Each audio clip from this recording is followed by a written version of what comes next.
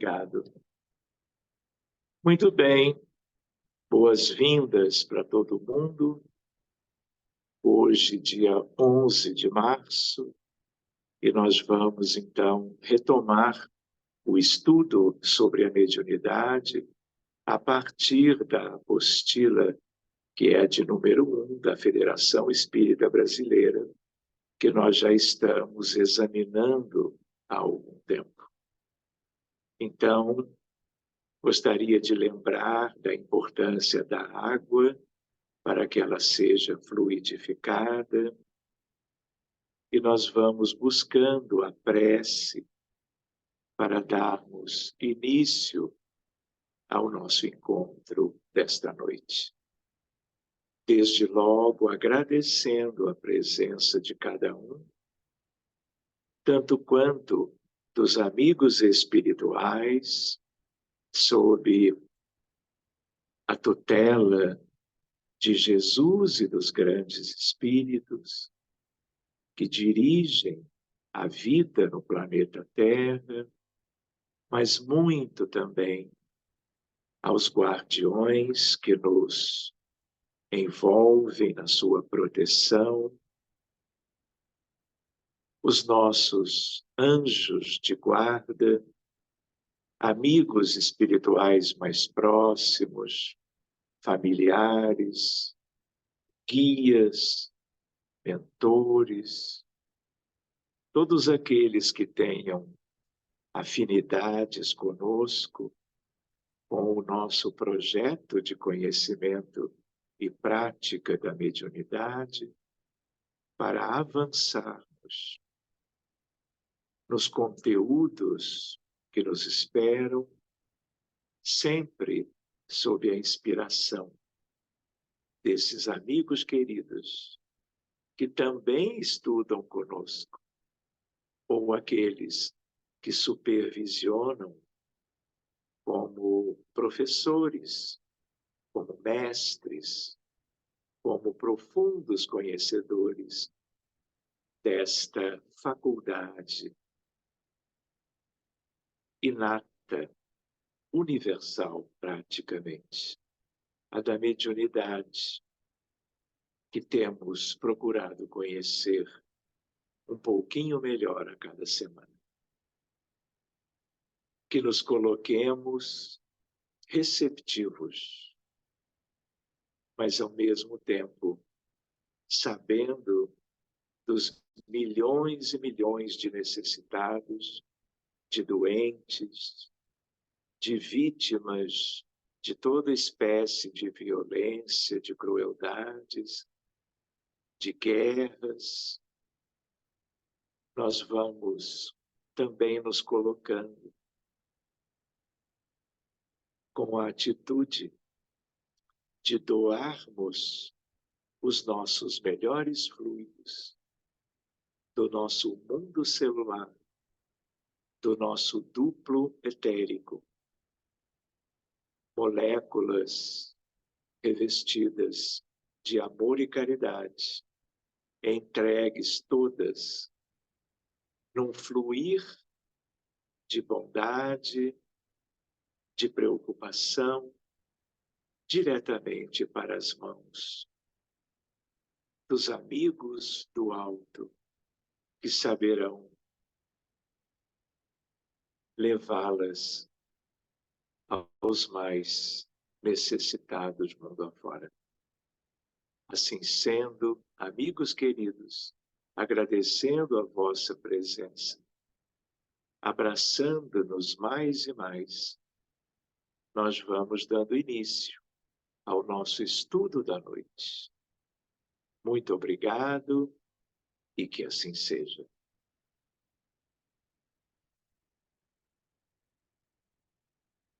Muito bem, meus amigos.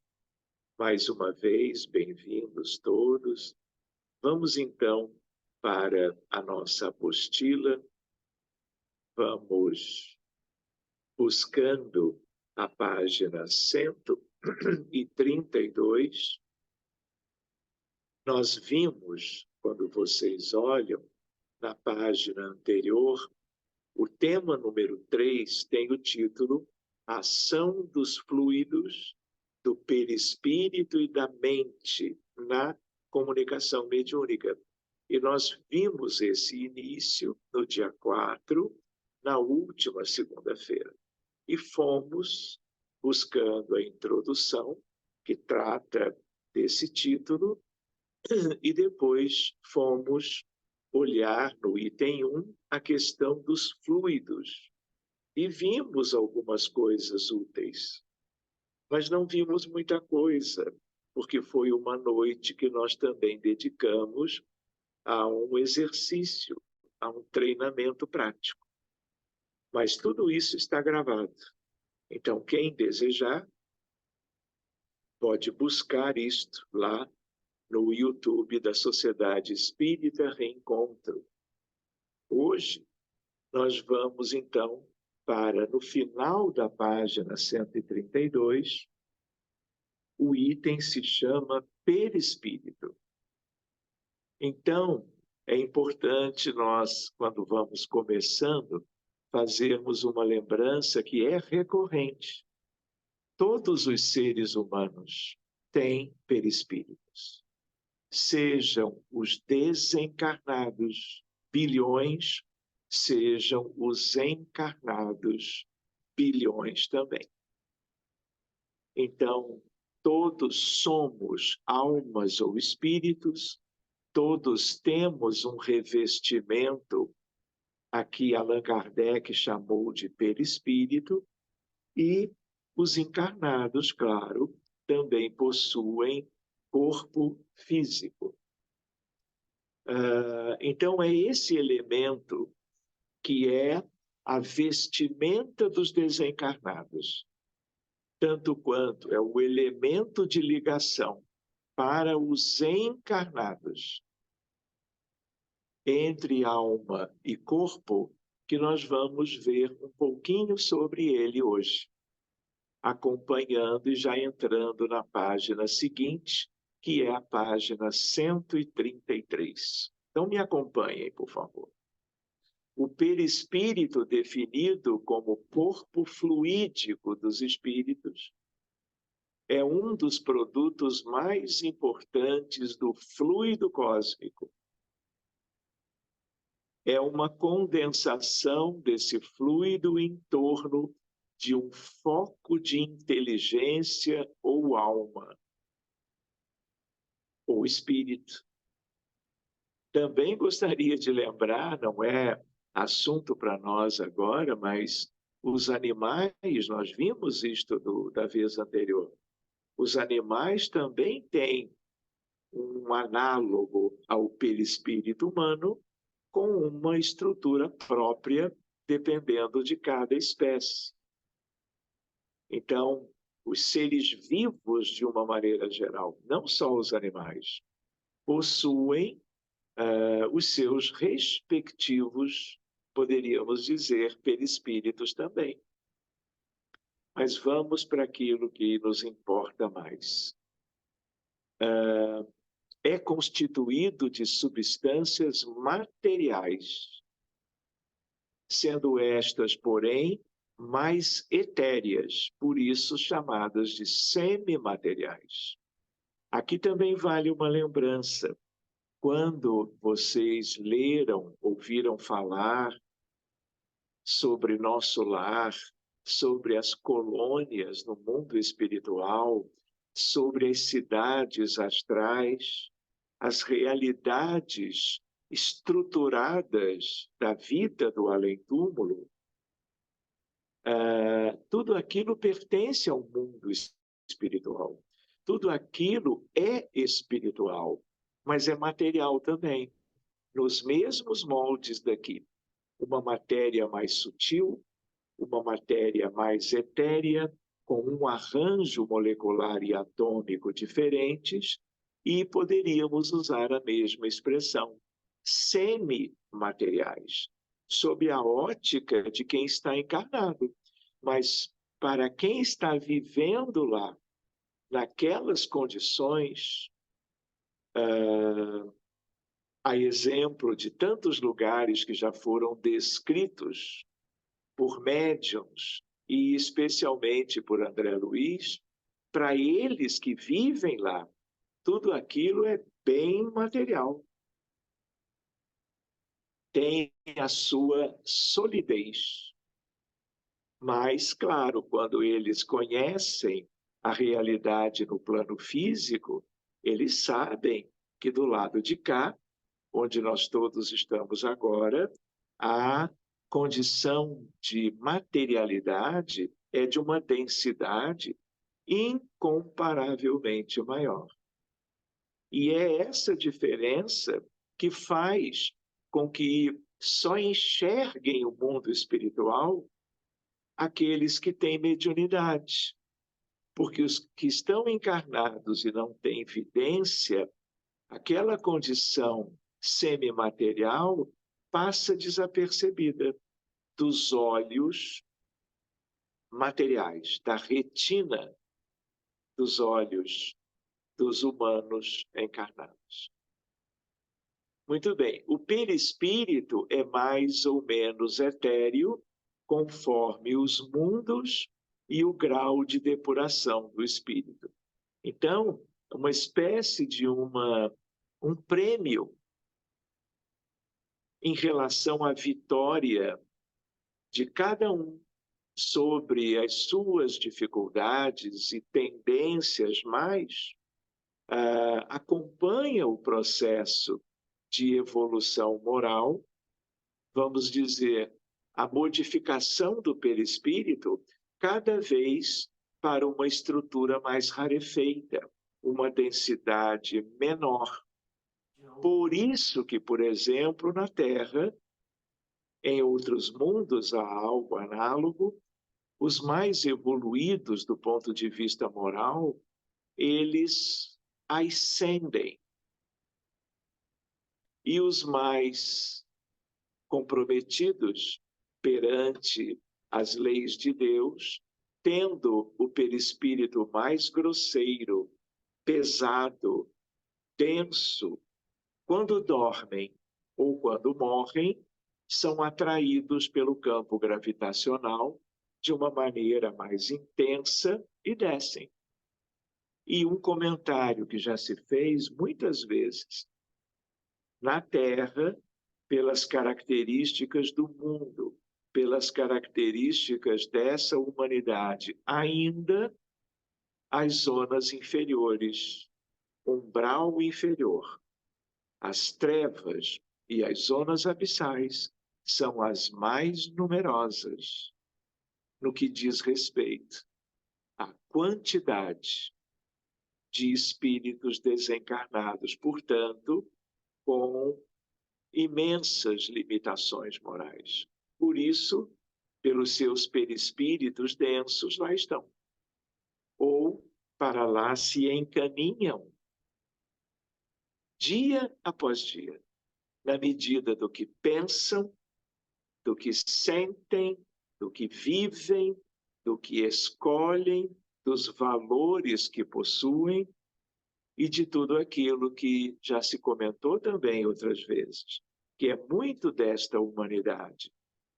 A tríade devastadora do orgulho, do egoísmo, da vaidade, da indiferença, da ingratidão e outros aspectos que ainda são comuns em nós. Seguindo um pouquinho, ele dizendo: o perispírito é mais ou menos etéreo, conforme os mundos e o grau de depuração do espírito. Queremos subir?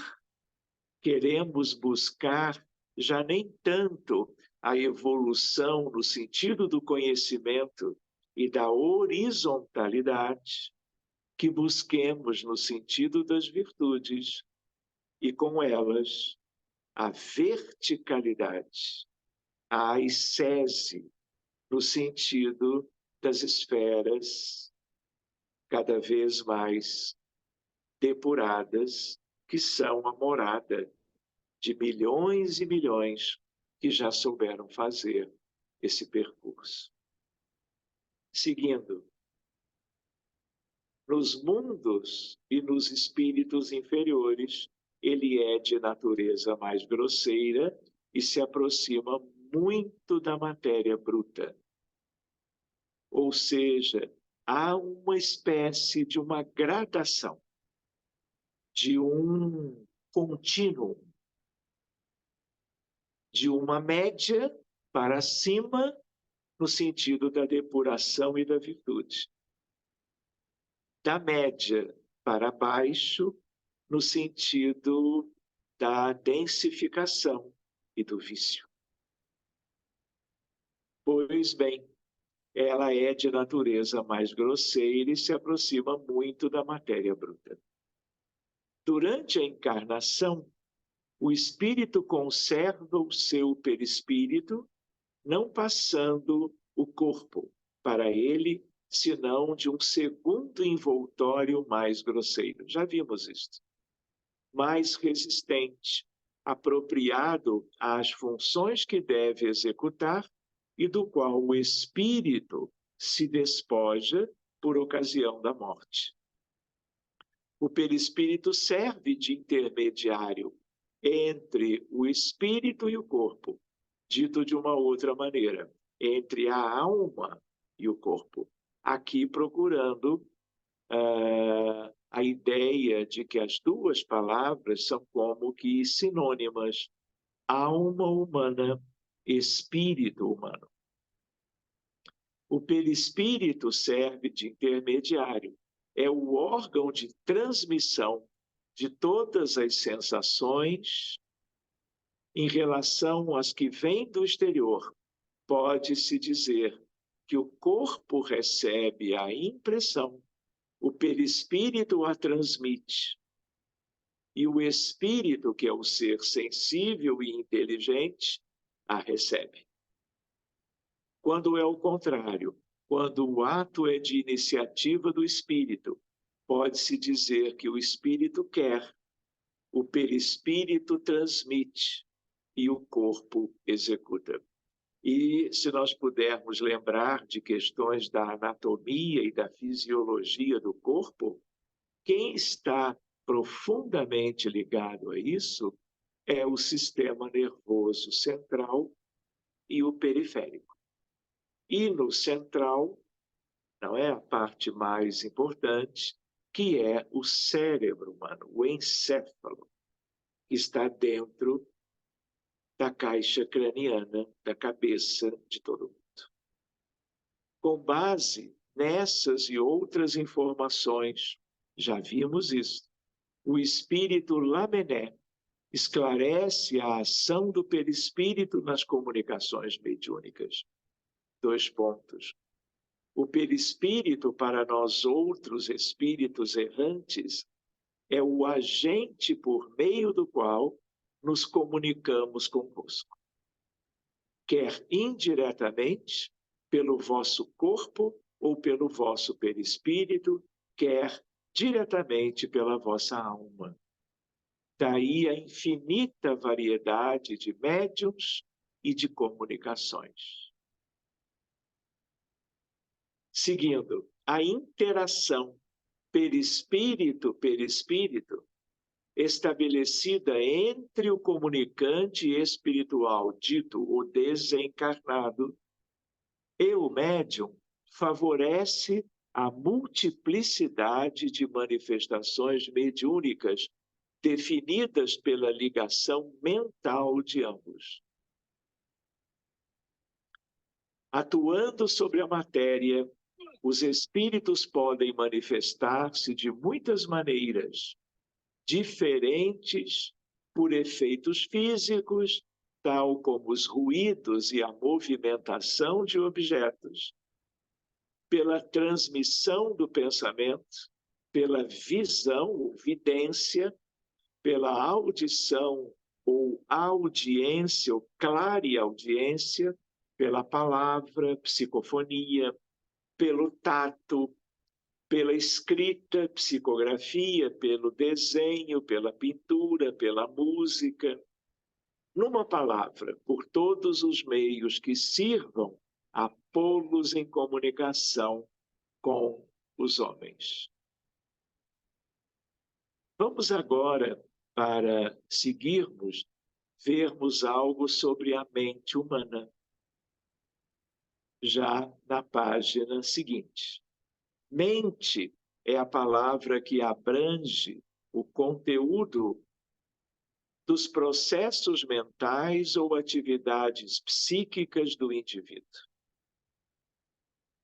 Aqui nós já vamos nos lembrando que a mente humana, ela pensa continuamente, 24 horas por dia. Mesmo quando o ser humano encarnado está dormindo, ele está desdobrado do corpo físico e lá do outro lado, na sua vizinhança imediata, ou bem distante, está atuando. E para que esteja atuando, a sua mente está ativa. Pois bem, Emmanuel afirma que somos impelidos a interpretá-la como sendo o campo de nossa consciência desperta, na faixa evolutiva em que o conhecimento adquirido nos permite operar. Este mesmo orientador espiritual utiliza a metáfora organizacional para dizer, dois pontos. Antes de ver o parágrafo, vale a pena nós nos lembrarmos que os animais, eles não têm o pensamento contínuo. Pensamento contínuo é um atributo dos seres humanos, encarnados ou desencarnados, em qualquer lugar do universo. Porque quem alcançou a condição hominal tem pensamento contínuo como uma das aquisições evolutivas. Agora, os outros de todo o reino animal e também vegetal têm seus equivalentes. E quanto mais evoluído, por exemplo, os macacoides, os orangotangos, os chimpanzés e os gorilas, que são, a princípio, os que têm a mente mais próxima da realidade humana, mesmo que uma distância de milhões e milhões de anos, eles têm a tendência ao pensamento contínuo que o ser humano já conquistou. Por isso, ele é um ser humano. Pois bem, comparemos a mente humana, segue Emmanuel, espelho vivo da consciência lúcida, a um grande escritório subdividido em diversas seções de serviço. Aí possuímos o departamento do desejo, em que operam os propósitos e as aspirações, acalentando o estímulo ao trabalho, o departamento da inteligência, dilatando os patrimônios da evolução e da cultura, o departamento da imaginação, amealhando as riquezas do ideal e da sensibilidade, o departamento da memória, arquivando as súmulas da experiência. Todo ser humano é assim. Todo ser humano tem os seus respectivos departamentos do mundo íntimo. Todos esses departamentos mereceriam os nossos melhores cuidados. E na história da humanidade, o mundo é tão atrasado como o da humanidade daqui hoje na Terra, em função dos erros cometidos, das transgressões às leis de Deus, gerando enormes prejuízos quanto a esses departamentos, quanto aos quais o querido Emmanuel nos chama a atenção. ressaltando, assim como as pessoas vivendo nos seus lares cuidam de todos os lugares de dentro de casa onde as pessoas vivem, transitam, ocupando esses lugares, cuidando deles, da sua higiene, da sua composição, da sua estruturação, a mesma coisa cabe e com uma importância incomparavelmente maior em relação a si próprios. Do contrário, como nós não enxergamos o que nós já fizemos no passado, comprometendo esses departamentos da vida de cada um, isso tem uma importância enorme naquilo que nós estamos vivendo a cada dia. Herança também do passado. Mas se nós não atentarmos agora, pensando no hoje, pensando no grande futuro, quando nós desencarnarmos, nós vamos ver toda uma desarrumação, toda uma balbúrdia que ficará muito nítido quando o corpo físico já não existir mais e nós pudermos perceber quem somos e, sobretudo, na vida atual, o que nós fizemos do nosso tempo, da nossa energia, das nossas escolhas, da nossa vontade, de tal maneira que também é por isso que frequentemente há todo um arrependimento quase que imediato quando as pessoas se deparam como que se à frente de um espelho de cristal puríssimo, logo na chegada, num despertar para a vida no mundo espiritual, quanto às suas próprias condições. E a expressão é aquela: ah, se eu soubesse. Do arrependimento vem a expiação, sofrimento. Vem as provas e vem aquilo que significará a obrigatória quitação das dívidas morais e espirituais, quanto a nós mesmos e quanto a todos com quem nós interagimos naquela existência, fora as anteriores. Muito bem, então sigamos um pouquinho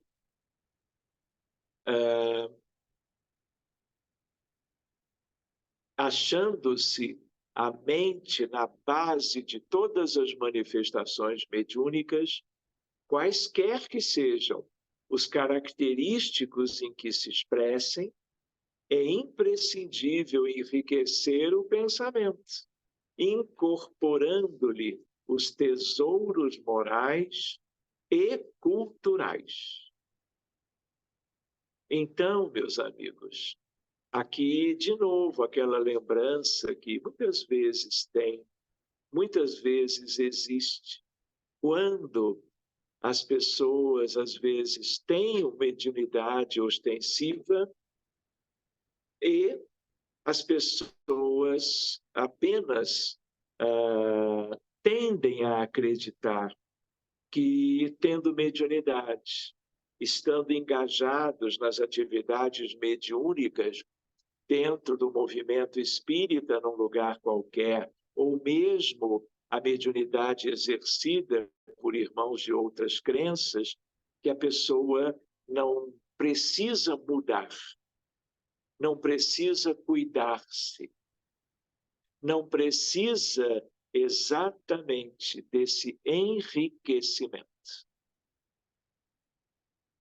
Porque no campo dos médiuns, o arrependimento, o ah, se eu soubesse, é algo também muito como que constante.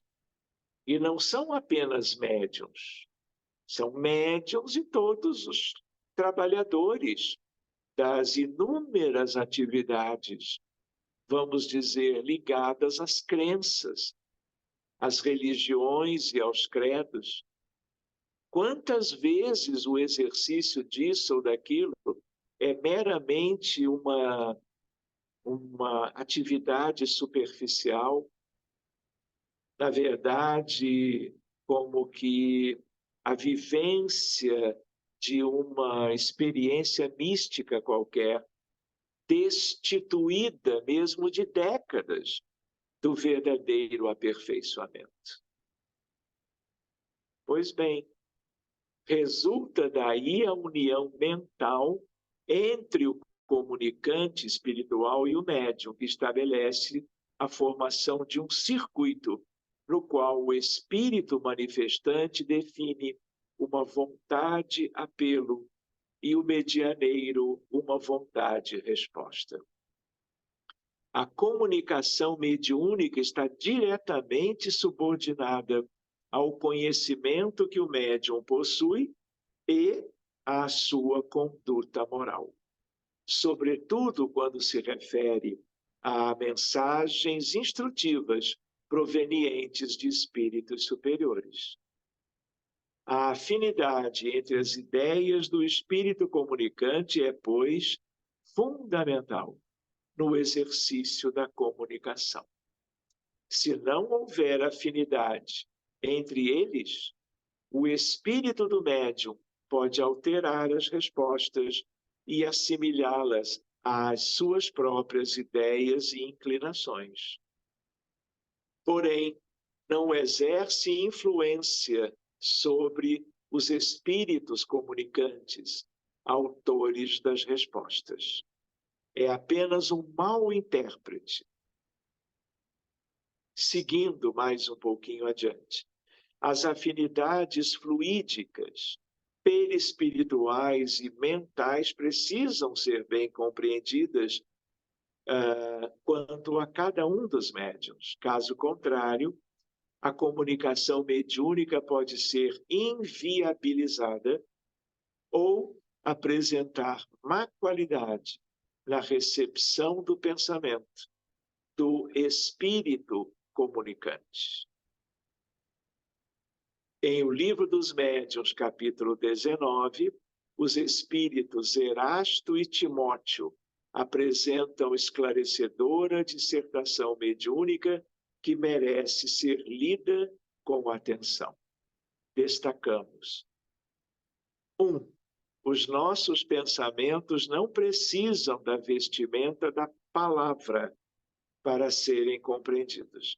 Quer dizer que tal pensamento pode ser lido ou compreendido por tais ou quais espíritos, conforme o adiantamento deles. Aliás, diga-se de passagem que nem é preciso maior adiantamento moral da parte de desencarnados para estes perceberem o que os encarnados pensam,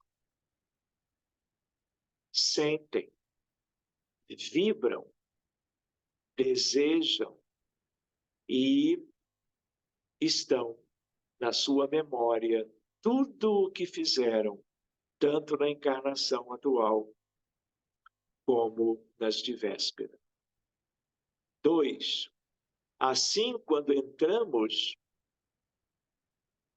encontramos em um médium o cérebro repleto de conhecimentos adquiridos na vida atual e o seu espírito rico de conhecimentos latentes, preferimos nos servir dele, porque com ele o fenômeno de comunicação se torna muito mais fácil para nós. Concluindo, então, o tema de hoje com o seguinte parágrafo: com um médium cuja inteligência atual ou anterior se ache desenvolvida, o nosso pensamento se comunica instantaneamente, de espírito a espírito. graças a uma faculdade peculiar, à essência mesma do espírito.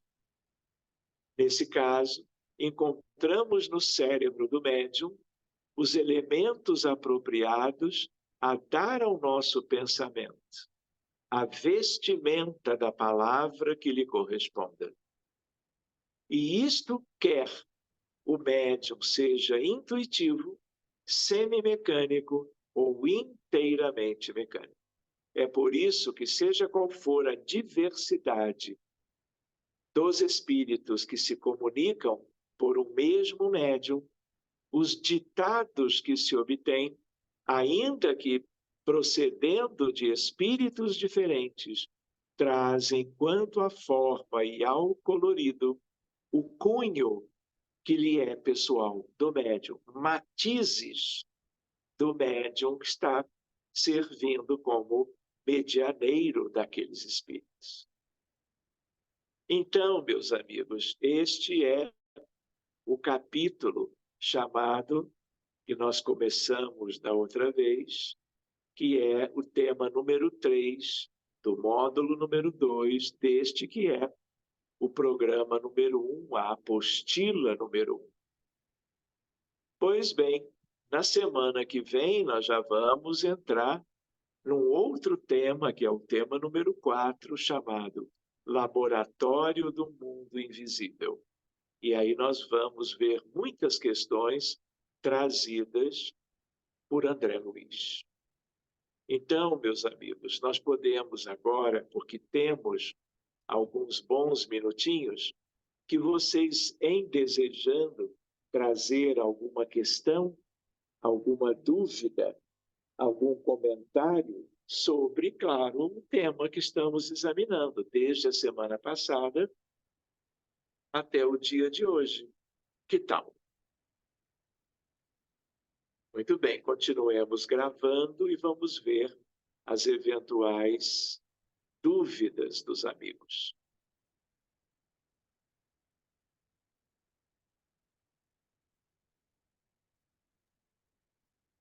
Doutor Sérgio, eu levantei a mão, se não tiver, eu gostaria de fazer. Boa noite. Boa noite, prazer em revê-lo como sempre. Uma pergunta: quando é possível que, quando tem um médium com bastante experiência ou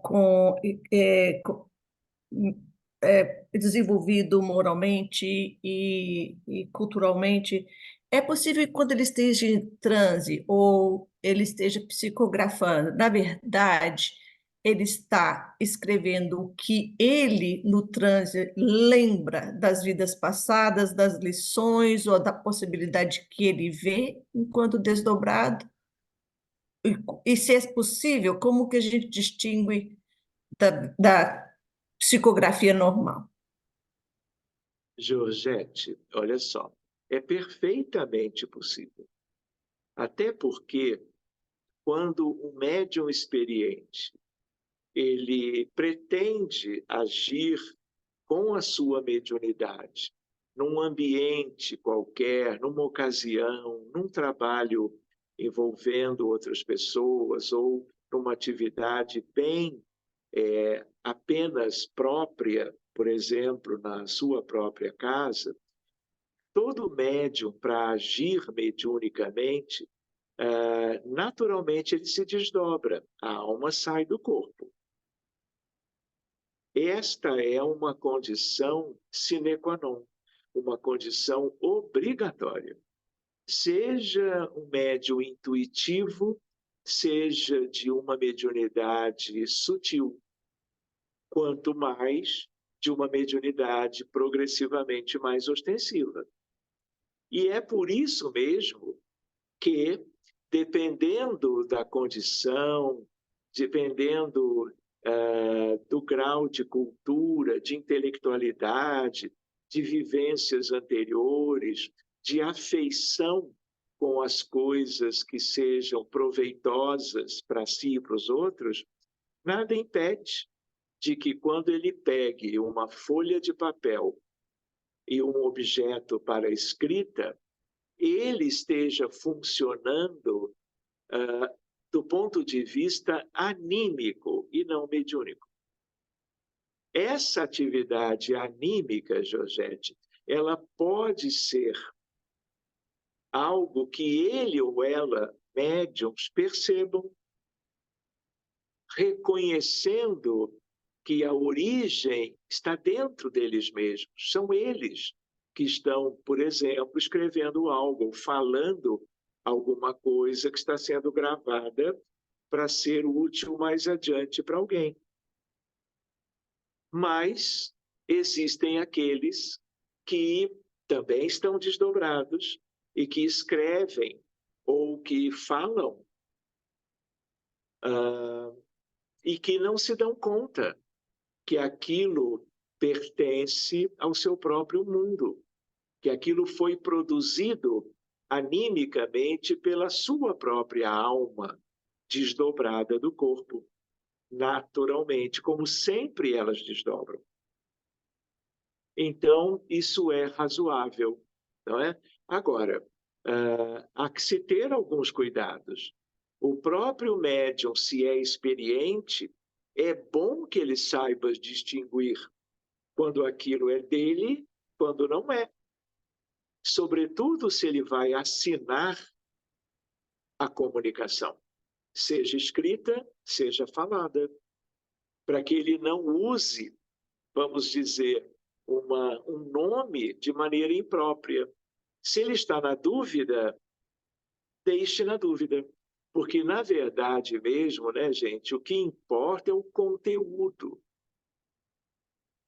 Se é um conteúdo proveitoso, um conteúdo que ajuda a quem quer que seja, e às vezes a um punhado de pessoas, isso é que vale.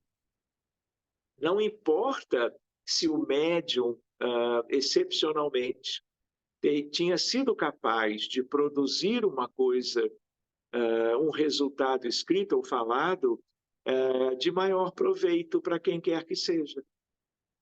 Porque se não foi ele, foi alguém afinizado para aquela tarefa. Então, só temos que ter cuidados, porque uma coisa é o animismo, que também é um fenômeno psíquico, como nós já vimos antes. Louvável, fisiológico, natural. Outra coisa é mistificação. Que aí há um desejo de adulteração. Aí é sério. Seja um desejo, vejam só, consciente do médium, seja do mesmo médium inconscientemente. Então, por isso que há que se ter cuidados. E o exame do conteúdo é essencial. Georgette, você me faz lembrar algo que eu já comentei, talvez, há mais tempo atrás. Posso contar? No livro A Gênese, todo mundo lembra, o último livro escrito por Allan Kardec, na codificação kardeciana, enquanto ele estava encarnado. Esse livro foi publicado em 1868 e o querido Allan Kardec desencarna em 31 de março de 1869, portanto, no ano seguinte. E o livro A Gênese é um livro memorável. De tal maneira que todos aqui, todos os espíritas, devem fazer a sua leitura, ou, o que é melhor ainda, releitura. Há uma parte do livro que se chama Uranografia Geral. O que acontece? Quem é que assina essa mensagem longa? É uma dissertação instrutiva para os espíritas. Quem assina é Galileu Galilei. que é um espírito muito preparado. É ele quem abre a ciência no planeta Terra.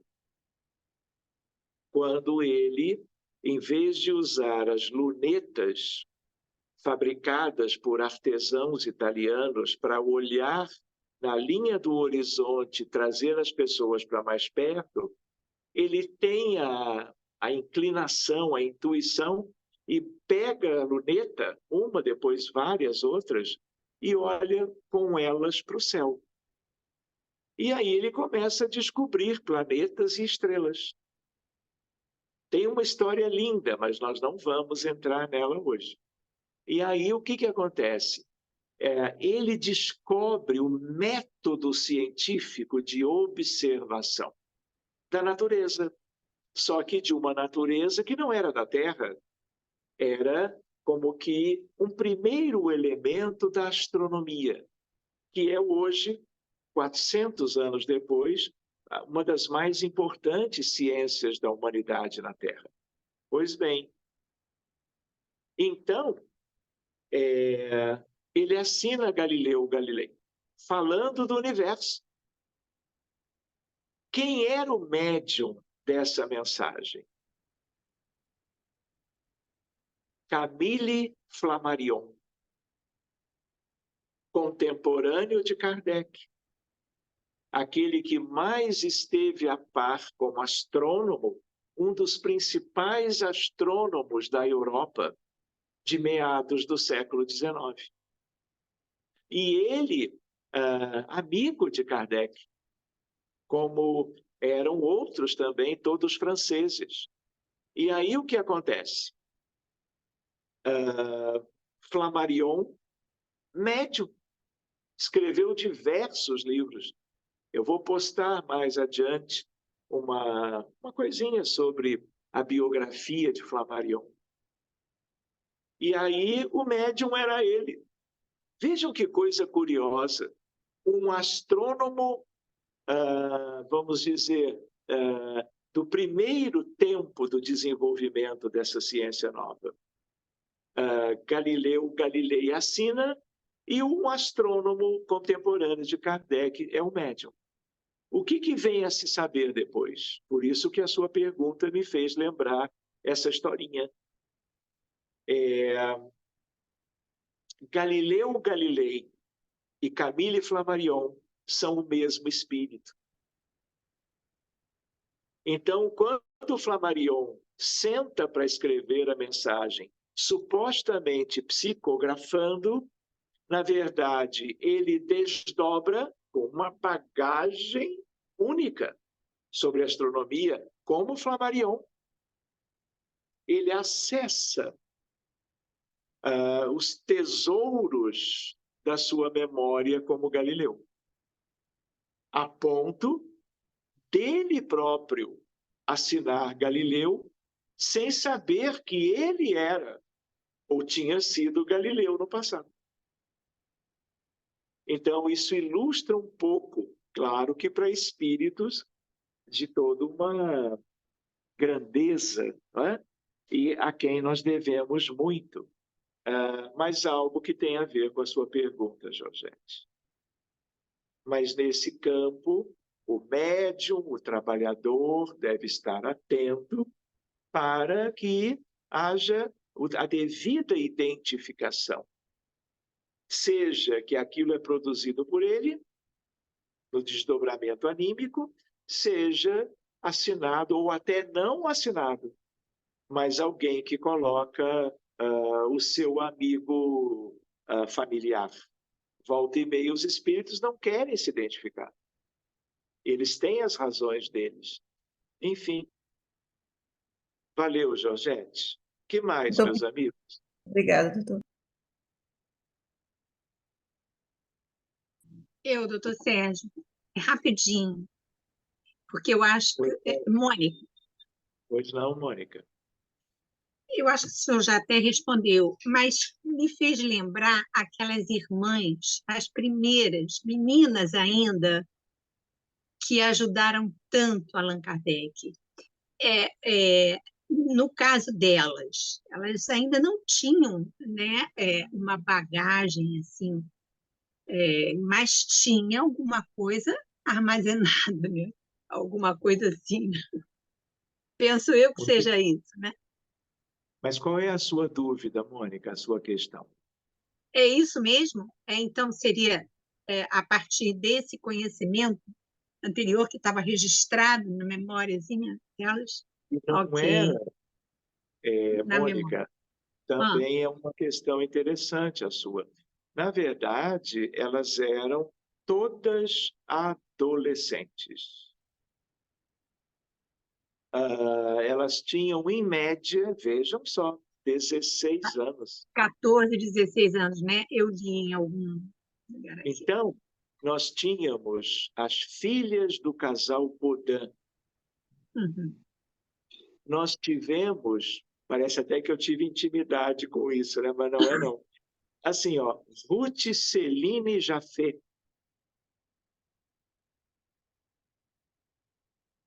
e outras. E elas eram adolescentes que nem tinham vivido na encarnação aquela as experiências comuns das mulheres, por exemplo, porque eram todas mulheres. Elas, elas eram muito, sabe, elas não tinham experimentado as questões que viriam a, a ter quando de mais idade. Isso tinha um objetivo. Vamos dizer assim, elas tinham um grau de pureza, de inocência, de simplicidade. Só que as filhas do casal Godin, Ruth, Celine Jafet, e uma outra, que eu vou lembrar o nome já já, elas eram espiritualmente as mais preparadas. Elas não vieram, vamos dizer, a compor aquela equipe com Allan Kardec e com outros adultos, inclusive seus pais, à toa. Tudo aquilo havia sido planejado, como as irmãs Fox, muito tempo antes, não é? Nos Estados Unidos, tinham vivido o que viveram lá no estado de Nova York, nos Estados Unidos, nos fenômenos de Hydesville, não é? Que chamou tanto a atenção e as coisas começaram lá, quando aquele mascate, que havia sido morto pelos antigos habitantes daquela casa, começa a dar pancadas na parede, porque elas tinham ectoplasma. Então, não eram pessoas quaisquer, mas estas que estiveram perto de Allan Kardec, foram importantíssimas na codificação, eram muito mais preparadas do ponto de vista moral, que é o que importa. Então, é uma lembrança oportuna. A idade física cronológica é muito importante, mas não é tudo. Enfim, que mais, gente?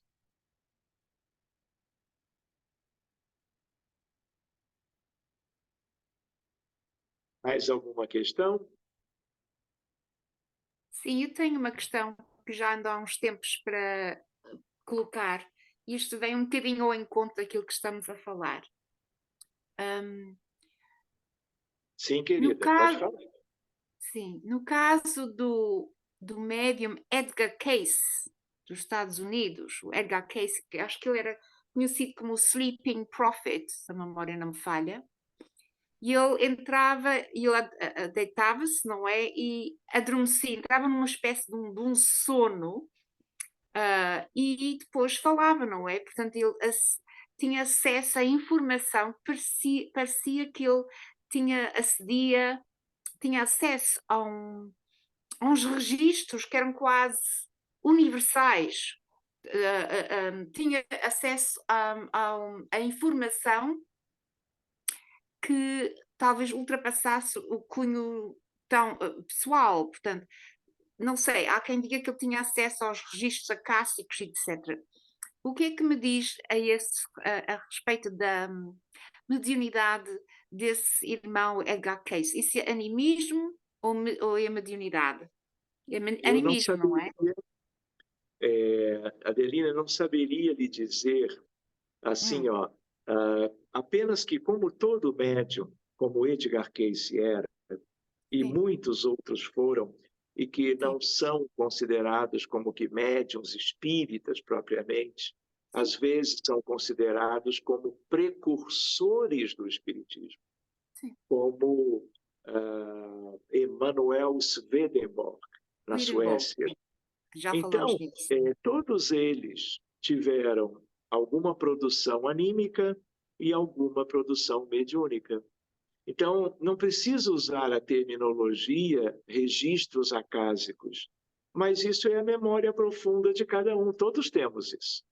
Só que uns acessam de tal maneira com mais facilidade do que outros.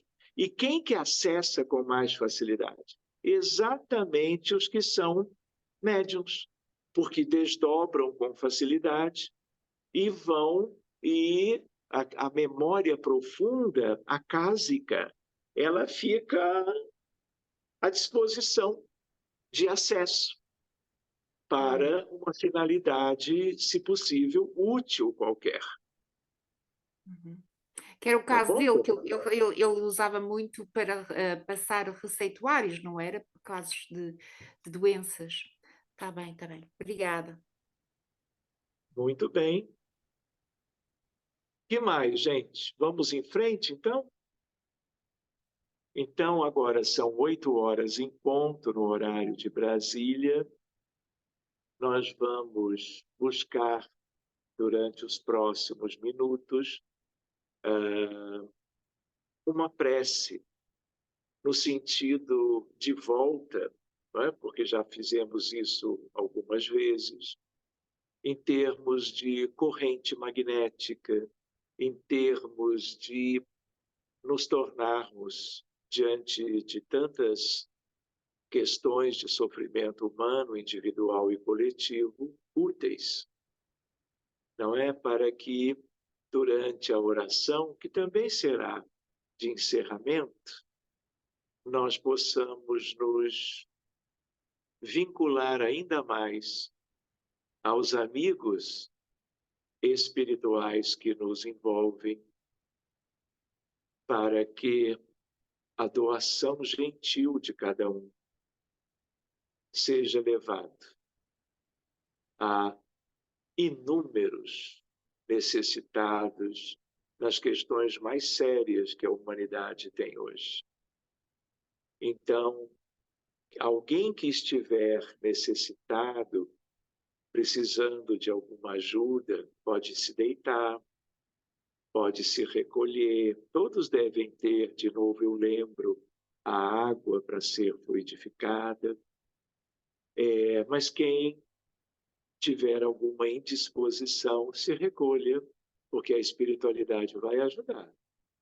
Por outro lado, quem estiver se sentindo bem, pode manter a janela aberta, pode fechá-la se quiser, e aí nós vamos estar visando, não é, a doação fluídica.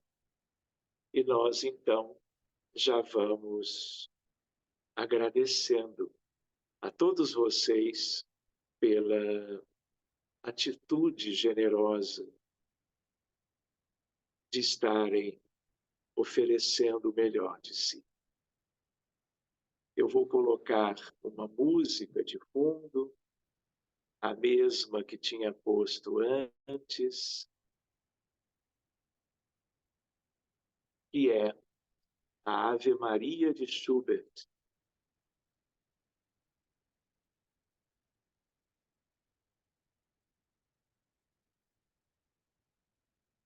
Então, meus amigos, nós vamos nos abraçando agora com mais razão ainda, agradecendo a oportunidade do estudo bem simples que acabamos de completar no encontro da noite de hoje. E agora nós vamos, como irmãos, como amigos, tendo muitas afinidades e interesses comuns, buscarmos esta equipe que já está bem mais próxima de todo mundo. Todos podem contribuir. E quanto mais amor nós tivermos pelos que sofrem, que são bilhões no mundo todo, tanto no plano físico, país por país, tanto quanto no mundo espiritual, em regiões que também se vinculam às 200 nações do planeta Terra. Desde as regiões mais próximas da crosta, àquelas onde o sofrimento é muito grande, as zonas umbralinas e trevosas. Mas lá vivem irmãos e irmãs de todas as nacionalidades, procedências, culturas, povos, características de sociedade, do grande rebanho de Jesus, em que boa parte encontra-se muito distante do cajado do pastor de todas as ovelhas do rebanho, nosso Mestre Jesus. Deus, nosso Pai, Jesus, divino amigo, o príncipe da paz, o Messias prometido, o Filho do homem, o Alfa e o Ômega, o Cordeiro de Deus, o caminho, a verdade e a vida. Maria de Nazaré, Rainha dos Anjos, João Batista, Chanceler da Justiça, José da Galileia, apóstolos, discípulos, benfeitores, ligados a todas as nações, o anjo Ismael, quanto ao Brasil. E para cada nação querida, seus respectivos anjos tutelares, espíritos de maior elevação, que esta imensa assembleia de luz, reunida em nome do Divino Senhor, observando as intenções de todos aqui, o desejo de uma doação incondicional em favor dos doentes, encarnados e desencarnados, dos sofredores, dos tristes, dos oprimidos, das vítimas de todo tipo de violência que ainda vem se multiplicando em todo o planeta. Os vórtices construídos pelos engenheiros siderais que nos dão suporte em atividades todos os dias, acionados pela vontade do alto, eles possam retirar, resgatando os sofredores na escuridão do mundo, para levá-los para os hospitais, aos postos de auxílio,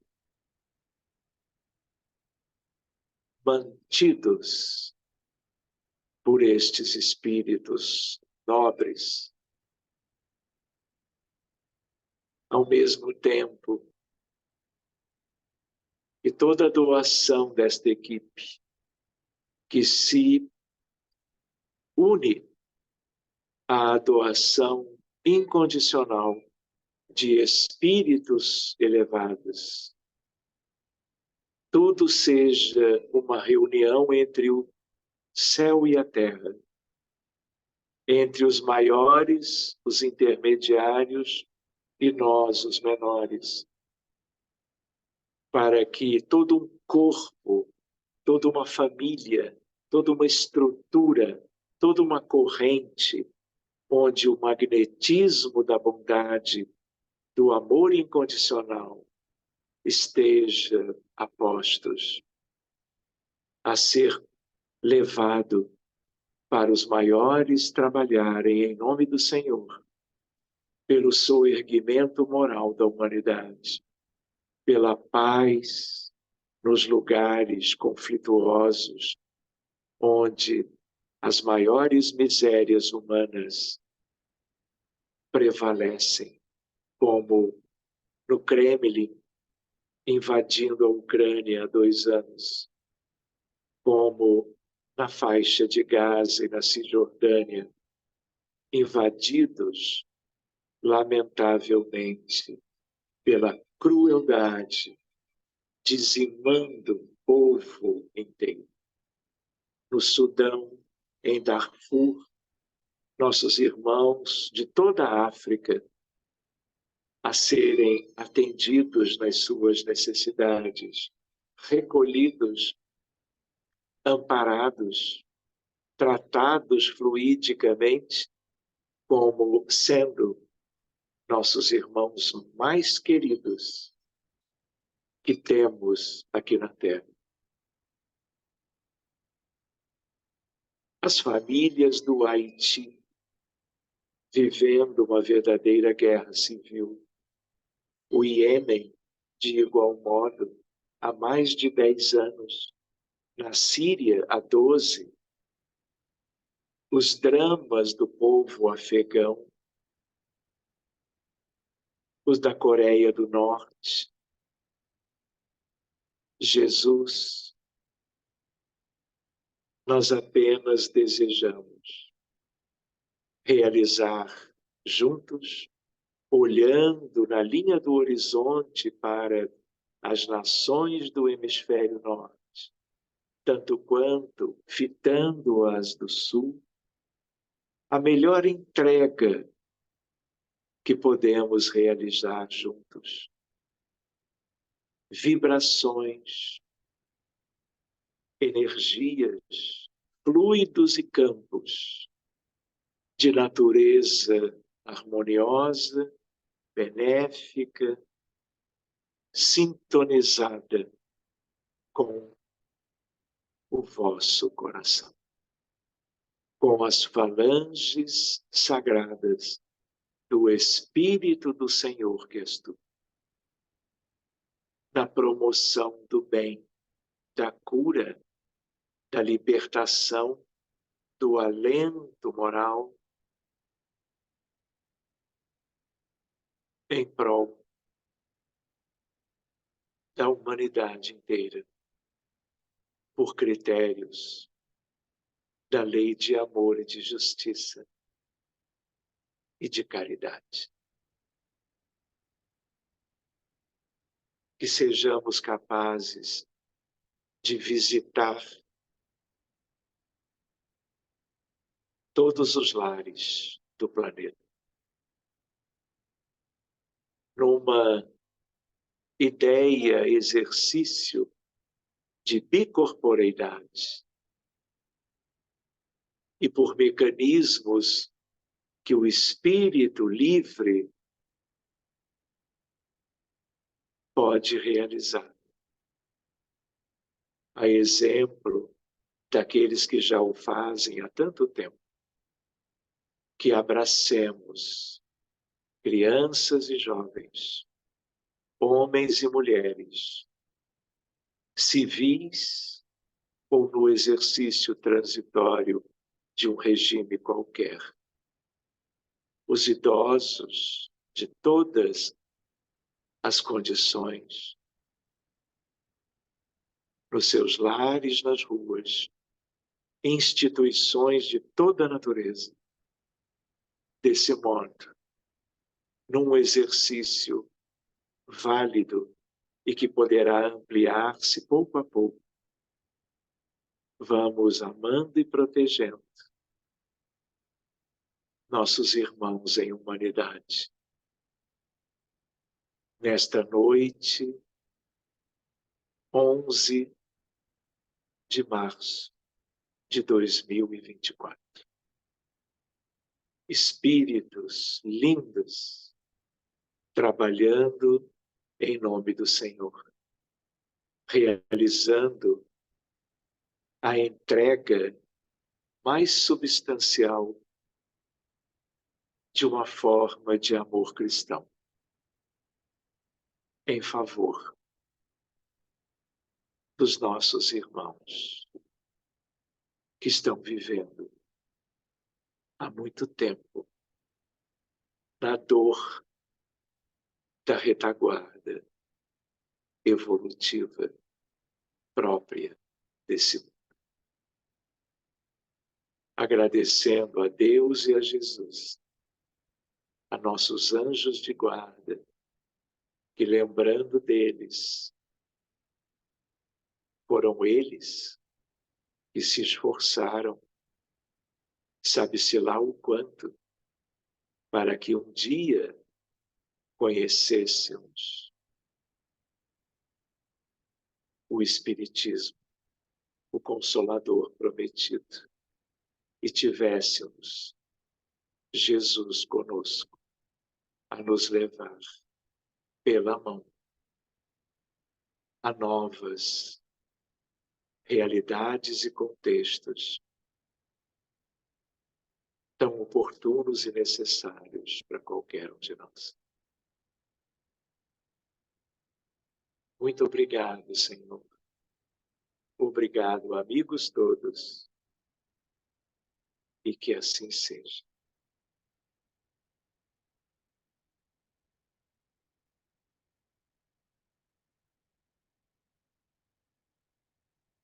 Muito bem. Eu agora pediria para Vivi interromper a gravação, por favor.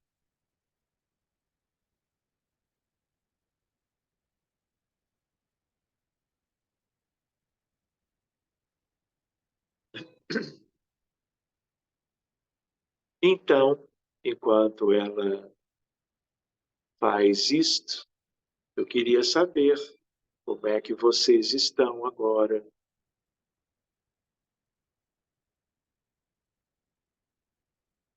Todos bem? Todo mundo quietinho, ninguém sai do lugar, ninguém diz nada.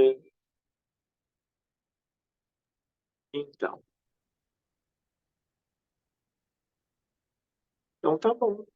Então vamos nos despedir.